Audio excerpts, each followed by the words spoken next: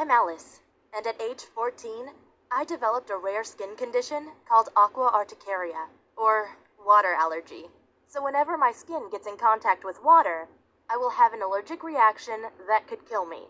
That's why I changed to a private school with air conditioning, because I was even allergic to my own sweat. However, the other girls didn't like me. I guess it's because they were richer than me? They all wore designer clothes, and on my first day, I got the nickname Homeless Girl for wearing cheap clothes. I was a complete loner until a guy from the class next door approached me on my way to the bus stop. We had a lot of fun talking, and we continued chatting on Facebook afterward. I definitely had a small crush on him. But the next week in school, my classmate Ruby pulled me into a corner and said, "You've chatted with my boyfriend Mark." I responded, "Oh, I didn't know he was your boyfriend." But she pulled my hair and screamed, "Liar!" I got so scared that I started crying.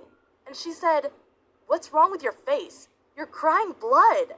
I responded, "I'm allergic to water, and therefore I'm allergic to my own tears." She started grinning and said, "Oh, that's good to know. So we better make sure you won't get wet." Then she gave me a slap in the face and let me go again. But I already had two big rashes all the way down my face. When Mark wrote me a Facebook message in the afternoon saying, "Hey, how are you?" I responded, "Thanks for not telling me you had a girlfriend. She tried to beat me up today for chatting with you." He said, "Damn, how does she know my Facebook password?" And then he wrote, "To be honest, I'm only with her because she's hot. Otherwise, I really don't like her." I responded, "Well, good luck." But the next day, Mark came over to me at school and said, "Hey, I just broke up with Ruby. She's such a hoe anyway. Do you want to do something on the weekend?" I know I should have said no, but he was too damn cute. So I agreed. We went to watch a movie, and I wore a hoodie, so no one could see me with Mark.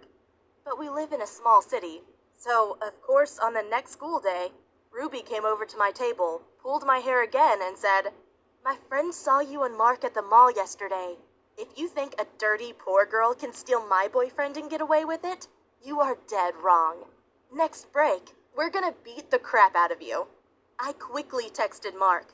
"She knows about us and just threatened to hurt me. Please come to my classroom as soon as the bell rings." Well, when the class was over, I tried to get out of the room quickly, but Ruby pulled me by my arm and pushed me into the corner.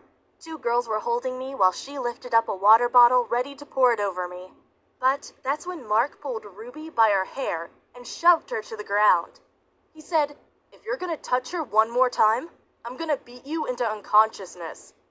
I was a bit shocked to see Mark's violent side, but I also liked it because, of course, I want a guy who can protect me. Afterward, we sat down on a bench on the schoolyard. He said, "Don't worry about her." And I responded, "Thank you so much. You were my hero today."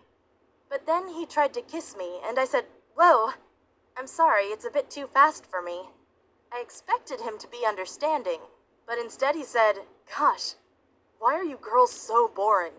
And then he stood up and attempted to walk away. I didn't want to be alone, though. I was too scared of his ex-girlfriend, so I said, "Wait, it's okay. I'm gonna kiss you." And then I had my first kiss. It was not as romantic as I had hoped it would be, and Mark even put his hand on my behind, which I didn't really like. Then he told me that his parents would go out of town over the weekend and I should come over.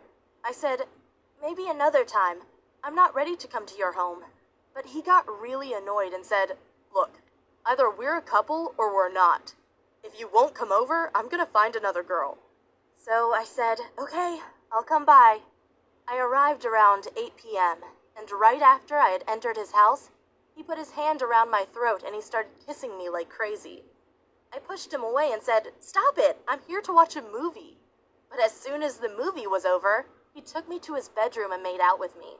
Suddenly, I was half naked in front of him, and it was just too fast for me. I didn't feel comfortable and said, "I don't want to do this." I could tell by his face that he was furious, but I didn't care and just left. When I got home, I received a message from him saying, "It's over between us." That's when I realized that he had only wanted me for you know what. Suddenly, I had no one to protect me against Ruby, so I did something I normally wouldn't do. I walked up to a guy in my class and started chatting with him. He was a very shy and quiet guy, but still cute. Afterward, we started hanging out together and even met over the weekends. I knew he liked me more than just as a friend, but he was too shy to confess his love to me. But when we went to a bar together and had a few drinks, he said, "Alice, do you like me?" I responded, "Of course, you are my best friend." But he said, "No, do you like me as a boyfriend?" And my honest answer would have been no, but I didn't want to reject him, so I said, yeah, I like you." It was so awkward, and then he kissed me, and I felt nothing. The next day, he even asked me if I wanted to go on a trip with him to Toronto. You see, my family never had much money, and I'd never left the US before, so I said yes. He had even booked us a nice hotel room, and that's where I had my first time. To be honest, I didn't enjoy it. I mean, I pretended to enjoy it because I didn't want to make him feel bad, but he just wasn't my kind of guy. As time went on, he continued spending lots of money on me. If I went to go shopping, he would pay for everything, and it didn't matter how much it cost.